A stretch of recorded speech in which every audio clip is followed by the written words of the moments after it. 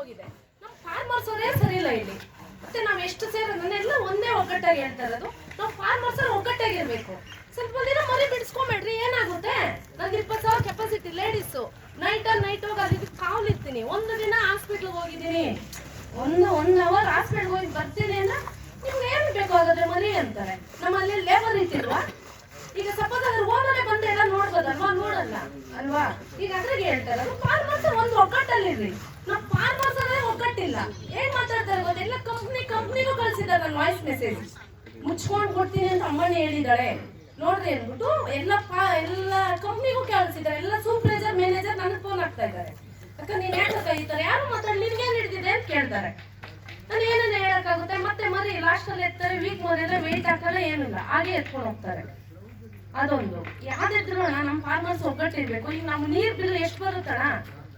ನಾನು 30,000 35,000 40,000 ನಾನು ನೀರ್ ಬಿಲ್ ಕಟ್ತೀನಿ, ಕರೆಂಟ್ ಬಿಲ್.